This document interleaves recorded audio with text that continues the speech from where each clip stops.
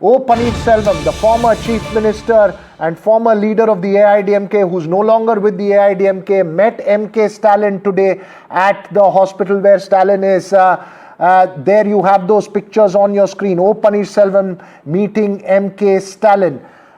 Interesting, because just this morning, O Paneerselvam sent out a clear message that he's walking out of the NDA. Did not give clear reasons why he's left the NDA, but he is clearly indicating he is walking into MK Stalin's fold. How relevant is OPS is another question. He may not have the relevance in Tamil Nadu as much as he may hope for. Not really one of those power players, but it is a symbolic hit for the NDA because O Paneerselvam seen as an influential OBC Tevar caste leader there from southern Tamil Nadu. Remember, his son was the only winning candidate for the alliance in 2019. All the other seats were won by the DMK-led alliance. So that's the kind of hold he has in that Theni district. Joining me now is Sam Daniel. Sam, this now becomes pretty clear that O Paneerselvam is moving towards the DMK fold, but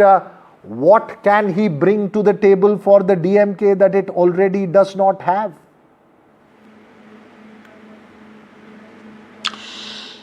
Well, it's at the moment in the realm of speculation, though he would call this meeting as a courtesy meeting following MK Stalin's recent hospitalization, Veeraraghav. But his options are quite limited. As you said, his vote bank has dwindled, except a few pockets where he has the support of the sections of Tevar community. But he could split votes for the AIADMK-BJP alliance in that sense. The other option political observers are looking at is the possibility of him joining hands with active Vijay's TVK. Getting into the DMK fold could be a kind of a risky proposition for him because he would be seen as someone who has betrayed the AIADMK party and the loyalists, as the AIADMK looks at the DMK as their arch rival. And this would also prove earlier allegations of Sasikala true, because at that time when he was expelled, the allegation was he got cozy with the DMK at that point in time. But he seems to play his cards quite carefully. He is also waiting perhaps for the outcome of the petition pending with the Election Commission with regard to the two leaves symbol.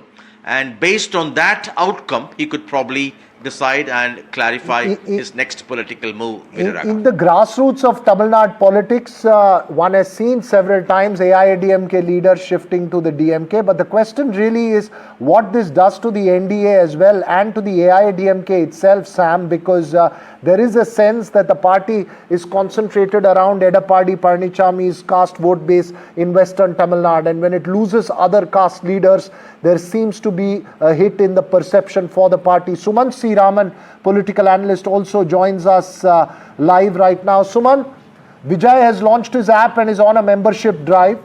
Edappadi Palanichamy is on a statewide tour. DMK has launched its membership drive. At this stage, do you see OPS leaving out of the NDA, going out of the NDA, a symbol or a signal that look, we are going to consolidate with the key players, and that's the AIADMK and Edappadi Palanichamy, whether it's TTV Dinakaran, whether it is O Paneerselvam, people who have been antagonistic to EPS have to walk out for the moment? No, I think OPS going Veera is not a big deal because he does not command any significant electoral clout, as has been seen multiple times. The second part, of course, is that such a senior person who claimed that he should be heading the AIADMK, now going over to virtually to the DMK side, is betrayal of the highest order, because the AIADMK's entire politics is on anti-DMK. So today you go and join with the DMK.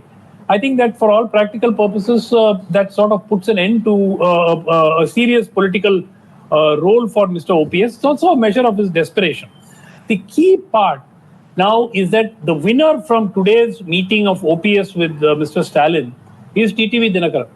Because Dinakaran, as a Mukulator leader, now becomes absolutely essential to the AIADMK BJP combined. They don't have a Mukulator leader. Of course, Mr. Nayanar Nagendran, state BJP chief, is from that community.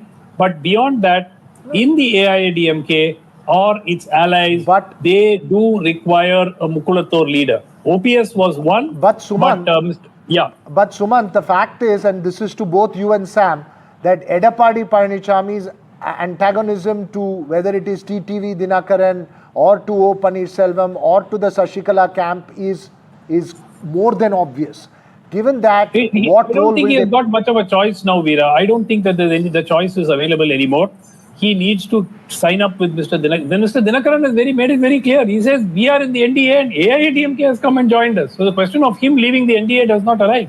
Okay. And I don't think that it makes any sense on the part of Mr. Edappadi Palaniswamy to, to have delusions of grandeur. Look, if he does not win the 2026 assembly elections, Mr. Edappadi Palaniswamy's leadership of the AIADMK is over. There is not an iota of doubt about that. Even if they do reasonably well, if they do not come to power, he is, as a leader of AIADMK, he is out. So therefore, the need is to accommodate everyone.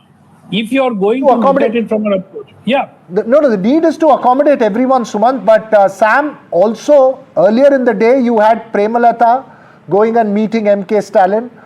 There's a sense of the DMDK also coming into the fold. Let's not forget that coalition in Tamil Nadu is extraordinarily important in terms of arithmetic in an election.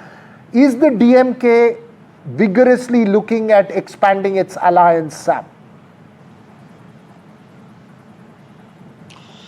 Looks so. Particularly, they have taken in Kamal Hassan Veeraraghav, and the meeting between Premalata and MK Stalin also assumes significance given the fact that DMDK is disillusioned with AIADMK, particularly after they did not give them a seat for the Rajya Sabha as they claim to have been promised in the past. And this has, in that sense, brightened prospects of at least the DMDK coming to the DMK side, particularly in the context of nobody knows what kind of an impact will Active Vijay make. So the DMK in that sense is not taking any chances, possibly making sure that all possible allies who could go to the EPS camp or AIADMK side, Very briefly, if they can, Sumant, they would want to rope in. Very briefly, I have just the last 30 seconds. Does the DMK have enough seats to share if it has more allies? Because it's already a house full in terms of an alliance.